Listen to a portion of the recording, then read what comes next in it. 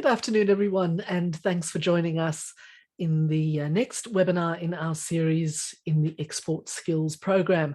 And today we continue the Advanced e-commerce module.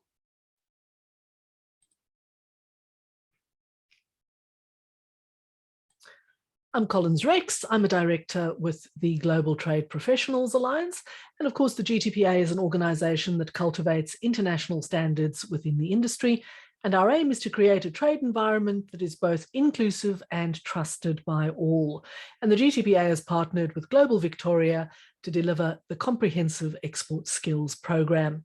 As always, the address that you see on your screen is the one you go to register for all the remaining sessions. And we are starting to move to the pointy end now, with our program ending on the 23rd of June, but still a lot of stuff to come between now and then. So please, if you haven't registered for everything, you still have the opportunity to do so.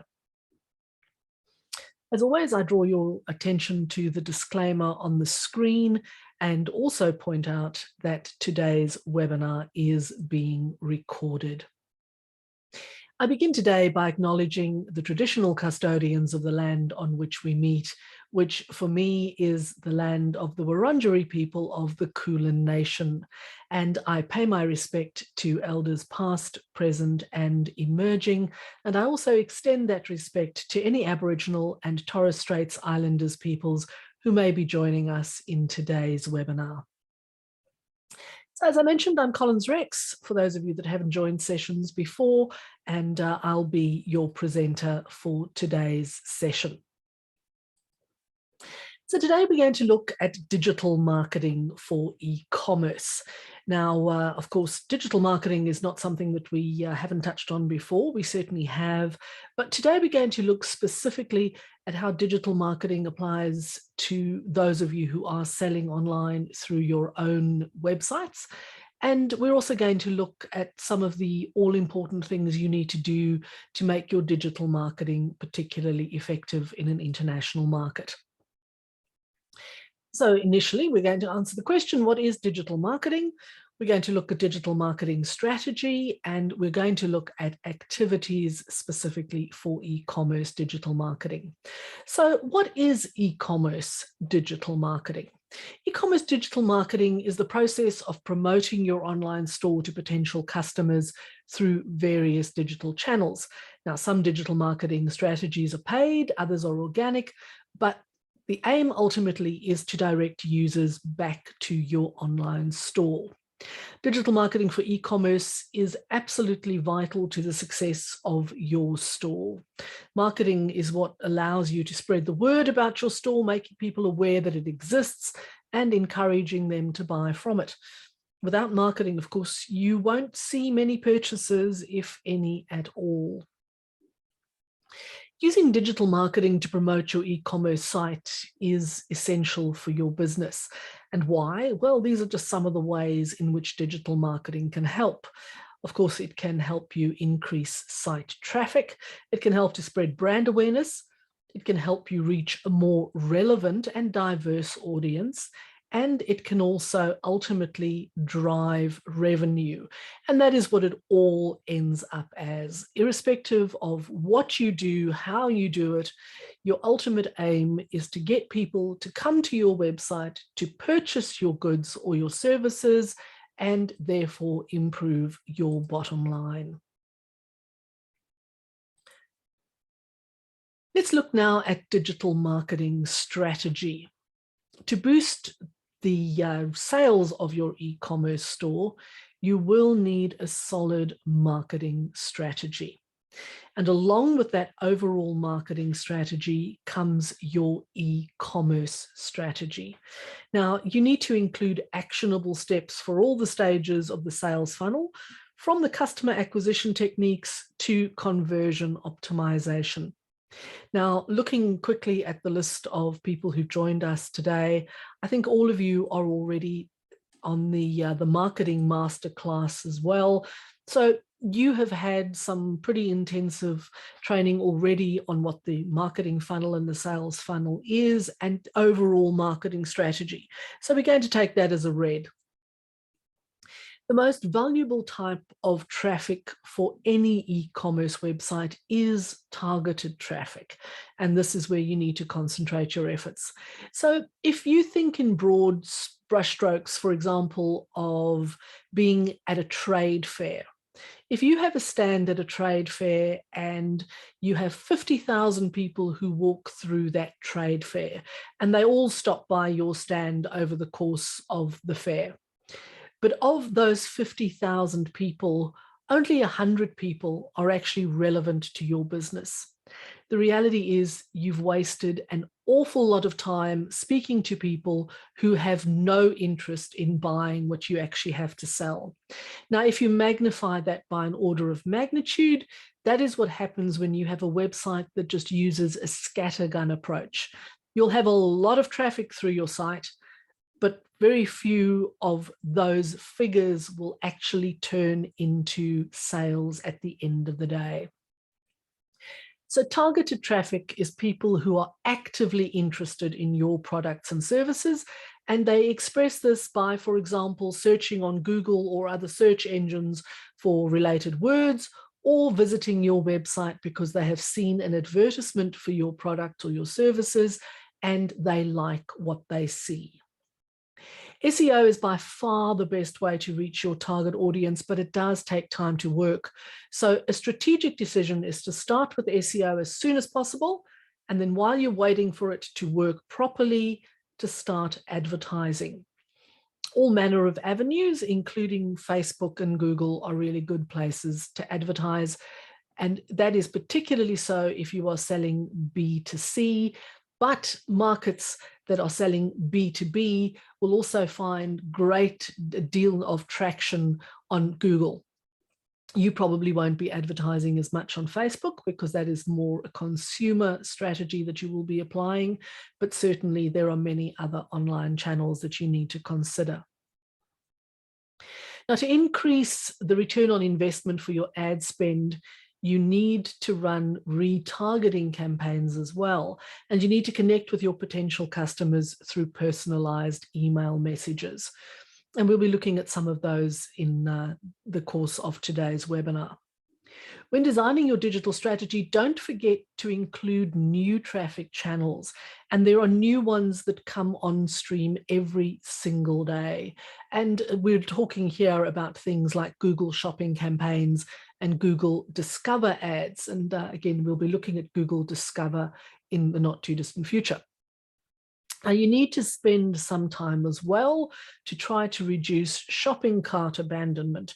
And this, of course, is something that will directly impact your sales and won't necessarily lead to new traffic, but it will mean that the traffic that is generated through your site is meaningful and potentially custom.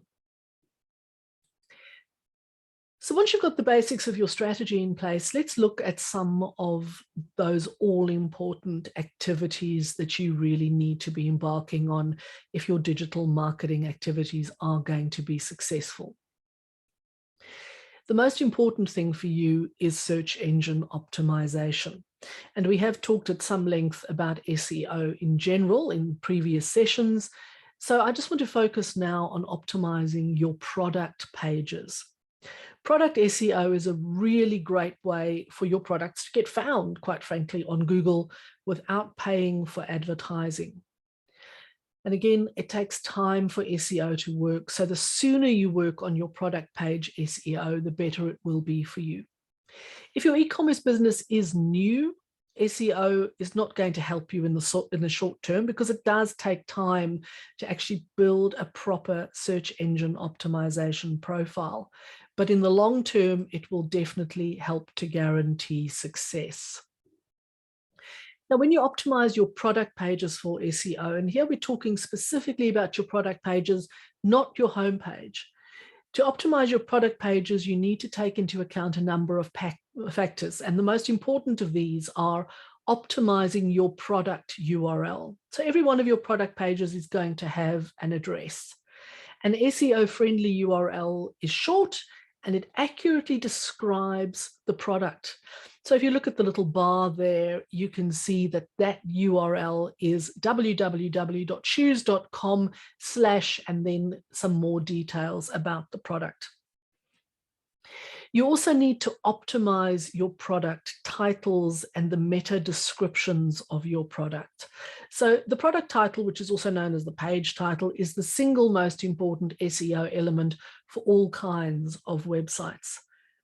The page title is shown in the search results, in social media postings, and it's one of the elements that search engine algorithms use when indexing and ranking a page. In your page title, you need to give users accurate information about the specific product. You need to try and include unique characteristics of the particular product, and you need to keep it to 160 characters or less. So if we look in the example that you see there, we have the skeleton casual double zipper crossbody bag. You've got a whole heap of words that actually all speak to what this product is. Not only does it help your potential customer to find the product, but it does help to boost your SEO. When you're optimizing your product pages for SEO, this is also something that you need to take into account, and that is optimizing the page content. A product page should always include text content in addition to images. Now, we already know from looking at how you build a successful e-shop that you need to have images that appeal to your customers. The images are not necessarily going to help you with SEO. The text is. So in addition to those beautiful images of your product, you also need to include text content. Having images of the product and the price without any other information doesn't help your search engine or your users ultimately to make a purchasing decision. So if you take a look at any Amazon product listing and you notice what you see on that page, you will see that all their pages are text rich, and the image that you see there is from Amazon. They have a detailed description of the product. They have user reviews, related products, and links to videos or other resources to get additional information.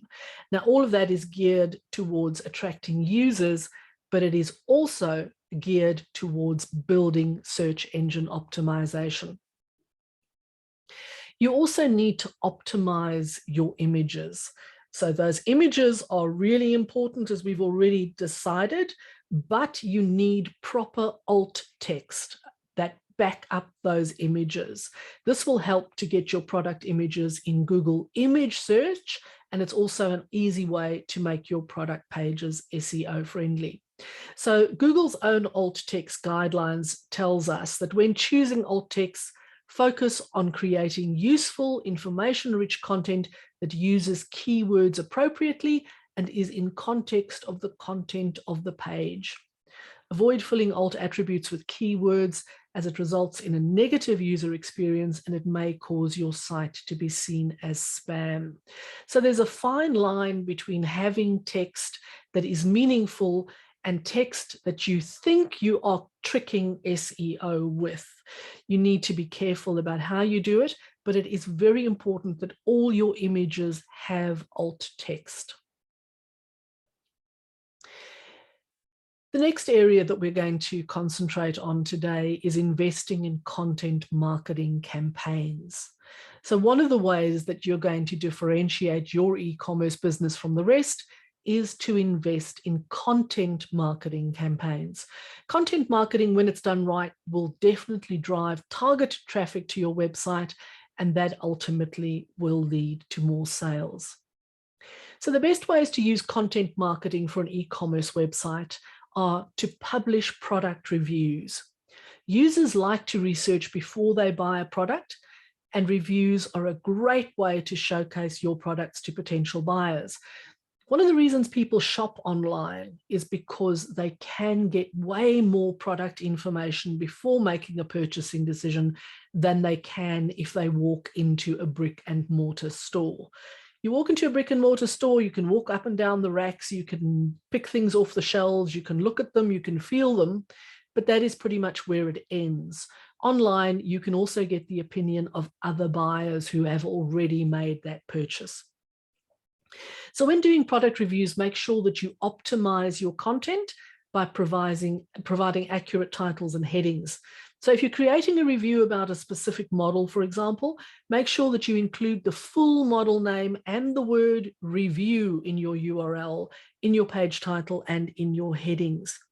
The most appropriate format for reviews is a combination of text, lots of product images, and videos. And again, we've talked at some length about the importance of video in your website. Video really does attract users, but it also keeps people engaged on your site for longer, and it does help with SEO. You can publish the videos on your YouTube channel, on your Facebook page. You can have them on Vimeo, whichever way you choose to publish them, but then embed them to your review post using the appropriate schema markup. Publish product comparisons. Another great way that you can use content assets as lead magnets is to publish product comparison posts. Now, you do need to be a little bit careful here because you cannot, in some jurisdictions, make direct comparisons between your product and another, particularly if you're saying that yours is better than the other one. But you can use product comparison posts to explain to users what makes your products better, and at the same time, use it as a medium to appear on Google for more searches. Compare your products with related products that have a high search volume. If those products are searched for, you will accidentally be found. When you search for a product name on Google, you'll notice that the results show both websites that sell the specific product, also the product reviews and product comparisons. So there's a good chance that your post will show up when people search for the product reviews of popular products. Having a best of series is a really clever way of driving SEO. People using the keyword best when searching Google are at the bottom of the sales funnel. In other words, they're already ready to proceed with a purchase. People will very often decide that, for example, they're looking for a specific kind of office chair, and they've done all the research, and then they get to the point where they say best office chair, and it narrows down a list for them, and that is when they're ready to make a purchase. They just need that final spur. When you write best of posts, make sure that you include all your products high in the list. So when you create that best of, it's not necessarily just your products, and yours is not necessarily going to rank top in the list that you create, but yours is going to be near the top, and you are going to make sure that you are clearly going to state that these are your products. Now, it's in the interest of full disclosure, but it's also in the interest of SEO. SEO optimizes your posts with proper headings and formatting. You must include a section that tells users which is the best product from the list and why. And users might not read the content, but they'll go directly to the recommendations section, particularly if they trust the author and the website. Another really clever thing to do is how-to posts. If you search for any product on Google and you scroll down to the related searches, you'll notice that how-to is one of the popular searches that you'll find. Now, there are two ways that you can take advantage of this. The first is to publish posts that show users how to use your products. And the second is to publish how-to posts that make use of your products. So, for example, you sell electric screwdrivers. You can publish a post on how to use the particular model, and then the post will explain in detail the process of how you operate it, what each button does, how to change the screwdriver heads, etc.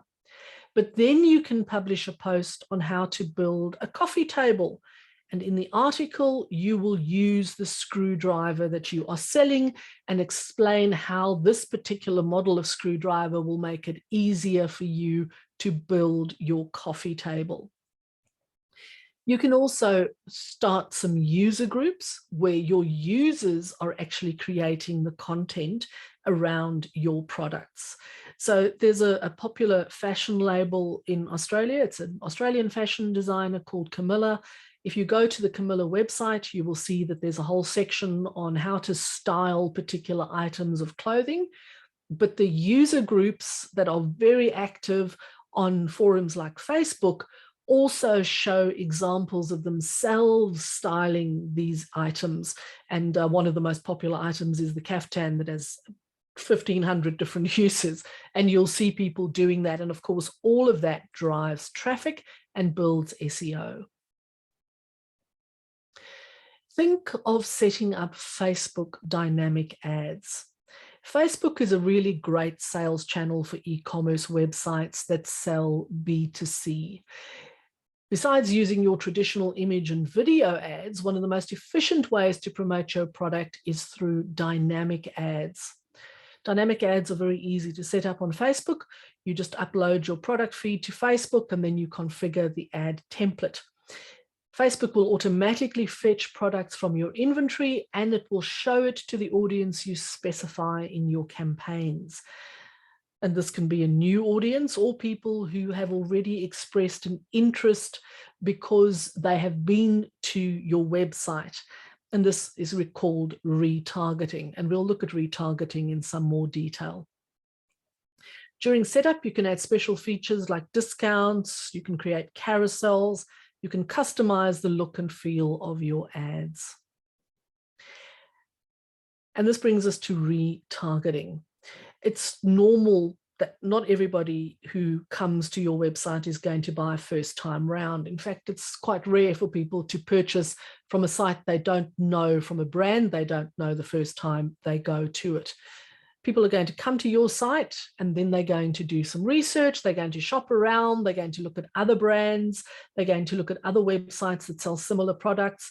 They might go from your website to a marketplace and see what's there. They'll compare prices, features, and so forth. One way to remind them about your products is to run retargeting campaigns on Facebook and any other websites on the internet. You can also utilize the Google network, and you can show your ads on thousands of websites that display Google ads on their pages. With a proper setup, you configure the ads to display the actual products they visited on your site. So if somebody came to your site and they looked specifically at that electric screwdriver, for example, when you retarget them, you not only retarget them with your homepage, you retarget them with the page that has the image and the information about that electric screwdriver. This creates a connection between your brand and the potential clients. It increases brand awareness and trust, and it leads to conversion at a lower cost.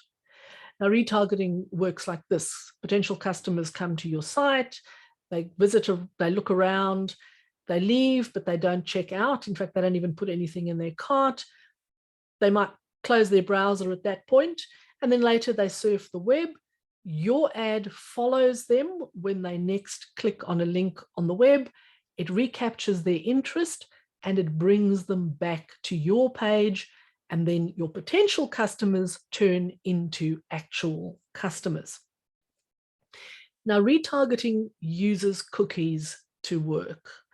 And a cookie, as we know, is essentially an electronic crumb that is deposited in your digital pocket. And when you next go to a website, you put your hand in your pocket and there's that digital crumb, and lo and behold, the website you've just visited pops up. Because retargeting uses cookies, there are very strict guidelines worldwide about how cookies can be used and how you need to disclose to people that you are using them. So please ensure that you adhere to all cookie regulations and you state your cookie policy on your website. If you don't do that, you will be in a world of legal pain. You also need to consider running pay-per-click campaigns. Using the Google Ads platform, you set up campaigns to show your ads on the Google search results for searches related to your target keywords. These are known as PPC campaigns.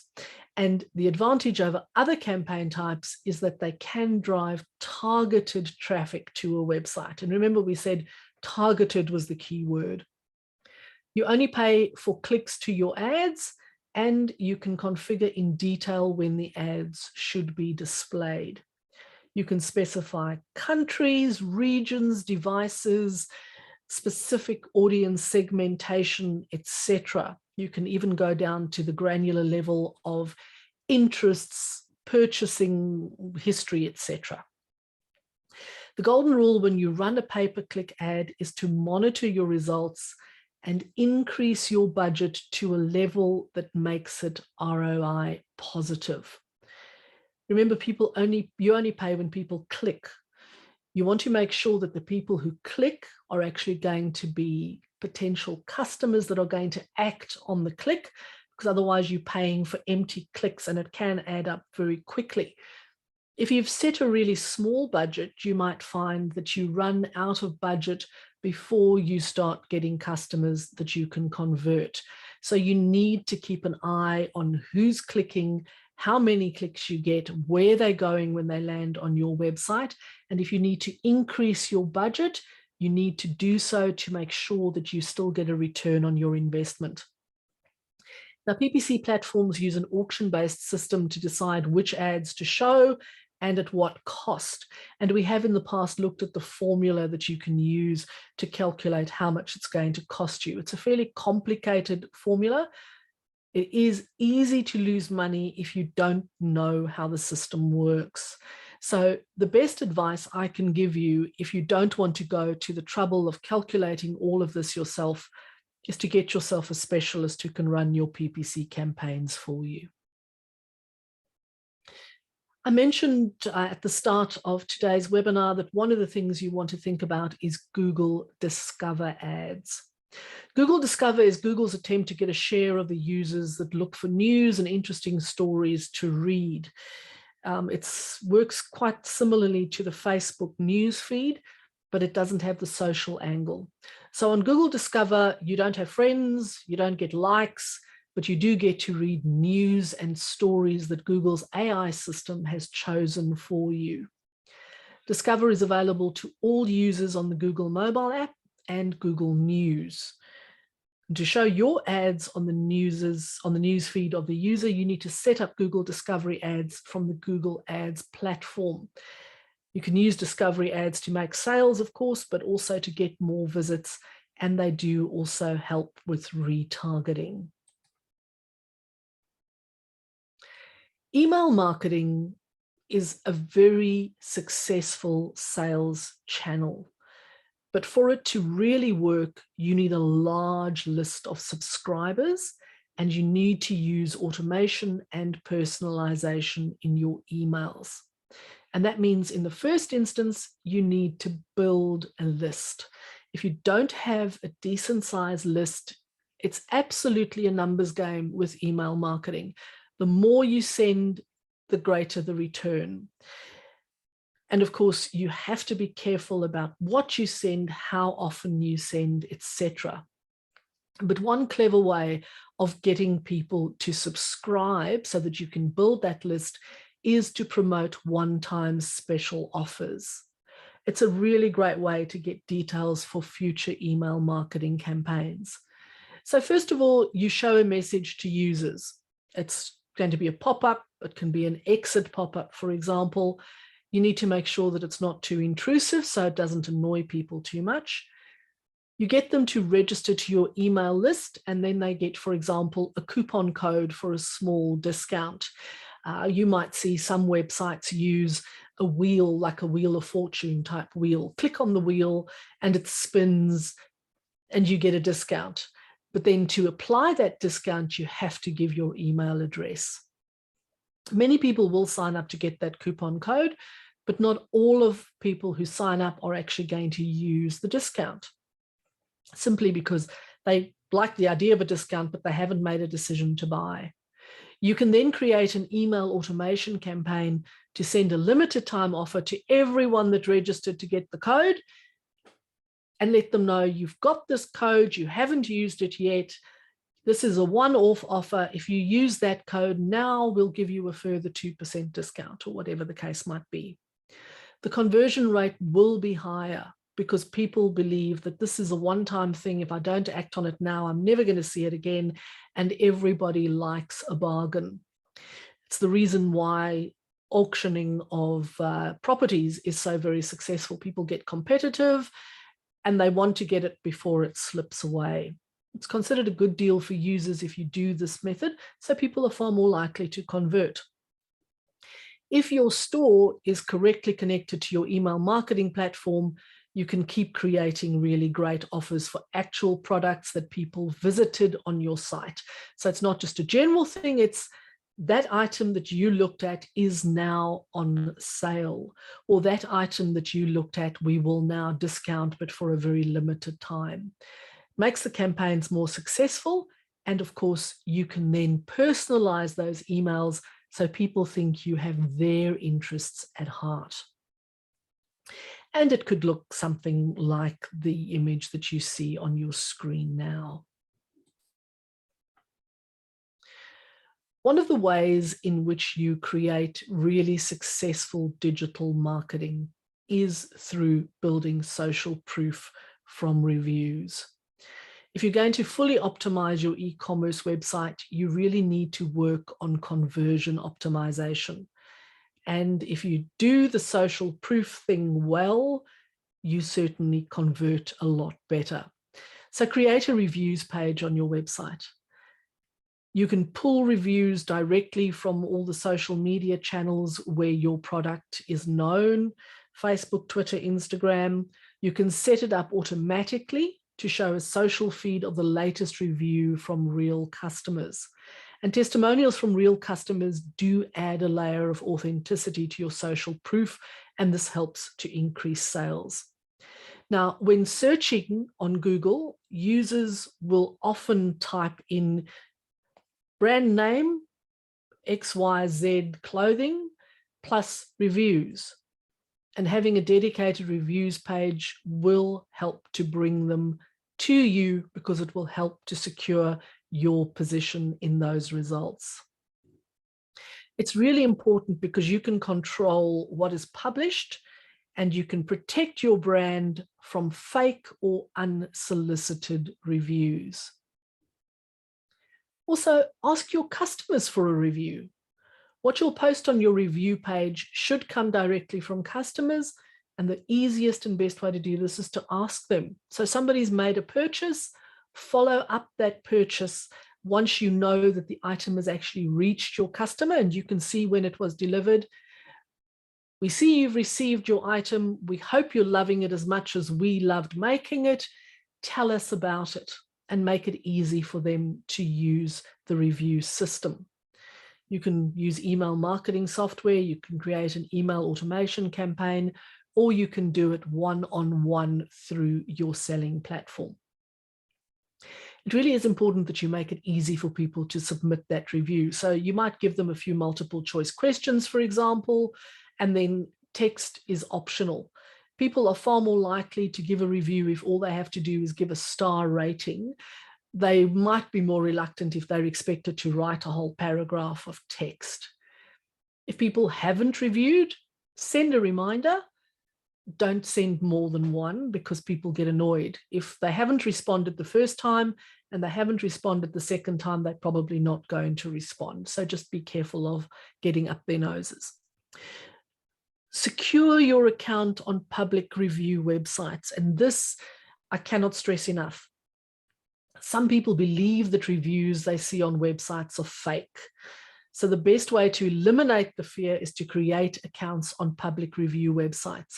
Now, depending on what your product and your brand is, websites like Trustpilot, Yelp, Google Reviews are trusted by Google and by users, and they're great to convince customers about the quality of your product and the trustworthiness of your company. I want to talk for a moment about reducing abandoned carts. Now, even though this isn't technically a digital marketing activity, it is a vitally important activity that will underpin your digital marketing strategy. because it's going to help you convert. You need to check your Google Analytics and you need to find out the percentage of users who added items to their cart but didn't check out. If you don't do this on a regular basis, you'll be surprised when you have a look at it, because you will see that way more people put goods in the shopping cart and then abandon the cart than actually finalize the checkout process. If you abandon the cart process and you don't follow up on it, you are losing sales. If you can reduce the cart abandonment numbers, you will see increased sales and increased profit. And to do that, you don't even need to increase the number of leads to your site. So do some simple calculations, find the effect on sales if you could get just 1% of all the people that have abandoned their carts to buy from you. And try to ascertain the reason why people are abandoning the cart. And if we look at the table that you see there, you can see that most people abandon their carts because they get to the point of checkout and then there are unexpected costs. So that's when they get hit with, it's going to cost you this much for delivery, it's going to cost you this much for taxes, etc. The next most important reason for abandoning is that I was just browsing, people say. And then you can see all the ones that go all the way down to the very bottom to my payment was declined.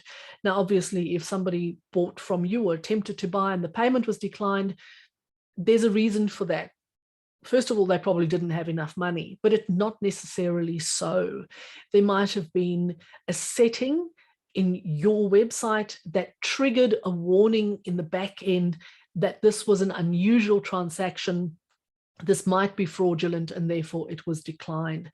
So even then, if that is the reason why the cart was abandoned, you need to follow up with that customer and find out if there was an underlying reason for the abandonment. The key is, don't just let people abandon carts. Know why it's happening and try to get them to come back. So the best ways to reduce cart abandonment is to use tracking software like Hotjar to record user sessions. The session recording has very interesting information that you can draw from because it shows how users interact with your shopping cart and your checkout pages. You also, of course, need to make sure that your shopping cart and checkout pages are secure. People are not going to buy from you if they don't think that their data or their payment details are safe. Remove the clutter. So keep your cart and checkout pages as simple as possible and remove any unnecessary distractions. So when people get to the point of buying, don't have pop-up ads that come up, etc. Try to have a one-page checkout whenever it's possible. The easier you make it for people to check out, the more likely they are. And don't ask them a dozen questions before they can actually buy from you. If somebody has made a decision to purchase, let them buy. Optimize for mobile. And I know I tend to bang on about mobile, but if your site is not really working well on mobile, you will lose custom. Just yesterday, somebody asked me to have a quick look at their website, and I did. And their desktop site was okay. That wasn't taking too long to load. Shopping cart was a little bit slow. But when I went to their mobile site, not only did the site take an age to load, it took even longer than the main site to load the cart. And then there were all sorts of issues with the cart not showing the right items because of that lag. So it really is important that your cart works efficiently, both on the desktop and the mobile platforms. Run A/B testing. One of the basic principles of conversion optimization is to ask people which version of a page they like better, which version of a checkout they like better, etc. And then, of course, make sure that you follow through on what people have told you in the A/B testing. Review your payment options. Any e-commerce store must give the users the option to check out by giving them as many payment methods as is necessary. At the very least, include all the major credit cards. And then think about adding Amazon Pay, Google Pay, Apple Pay, pay later options, etc. If you're not going to accept all the major credit cards, in other words, you don't accept American Express, for example, you need to tell people right up front so that they don't get through the whole checkout process, get to the payment option, and then they're told that you only accept Visa or MasterCard. I, for one, have a personal bugbear about that. And if you at that stage tell me that you don't take Amex, I immediately abandon my cart and I go buy from someone else. And there are lots of other people who have similar issues. Also remind them of the important things to help them make a decision. So during checkout, you might tell them of the most important benefits that you offer. Free shipping, always a winner. Money back guarantee, free updates, etc. Anything that you think will help them pass through that final stage. And when it comes to digital marketing, nothing sells a product better than a happy customer. And that's why you need to get your users to generate content for you. User-generated content, UGC, provides hands-on experiences from past customers who are living in your products, using your products. 50% of customers are more likely to trust a fellow consumer over your own marketing, according to Salesforce, and they should know. So 2 of the easiest ways to leverage your user-generated content: use hashtags on all of your socials. Provide an easy way for customers to post those all-important reviews on your site. Encourage your customers to start user groups, and that applies equally to services and products. Encourage your customers to form a community around your products and your brand, and your customers will develop this all on their own, and it will create a life of its own, and all of that will feed back to your website and your final sales without you having to lift a finger. And this is a vitally important component of any digital marketing activity that you undergo. You need to understand what your customers' needs are. And that means you have to anticipating, because that creates value. Artificial intelligence has made this anticipation much easier than before. It's easier, it's simpler, you can personalize in a far more efficient way than we ever could without AI. If you can understand your customers, you can more reliably predict what they want, where they are, how they buy, etc. All of this makes their shopping experience easier, and it makes you more likely to convert them. It also means that you can target your advertising, your pay-per-click, your SEO to the specific customers that you want, so that you get targeted visitors to your shop. A big part of personalization includes local approaches that make people feel at home. So this can be that you localize customers and their proximity to your warehouses. But of course, if you're selling via cross-border e-commerce, that's not the case. But it does mean that you can speak to your customers in a language, and that language, I don't mean English versus another language, a language that they understand. And if you're going to convert people, speaking to them in their own language in a way that makes them want to interact with your brand is vitally important. And that brings us to the end of today's session. Now, I'm more than happy to take any questions in the chat box if you have them. And as always, if you can't think of any questions now, you're more than welcome to send me questions after the fact to my email address, and I'll bring that up while you're thinking if you have any questions. My email address you see on the screen, and of course the URL to register for any future sessions. And just looking at what we still have coming up in the advanced e-commerce segment, we are getting towards the end. We've got another 3 webinars to go in our advanced e-commerce module. Next time round, a bit of a fun one. We're going to be looking at automation and artificial intelligence for efficiency. So we've talked about automating your email marketing campaign, for example, but there are all sorts of other processes and procedures that you can automate. and you can do it far more efficiently than you were once able to. And that also includes customer service through things like chat boxes, etc. And then the second to last webinar, we're going to be looking at some future technologies. So some of the fun stuff that might be coming to revolutionize e-commerce.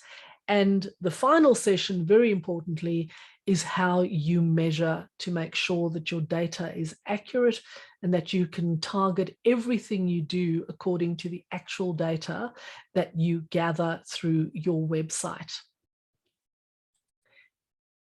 Now, it doesn't seem as if we have any questions. I guess there's been more than enough to occupy your interest today, that you haven't thought of anything else that you need to know.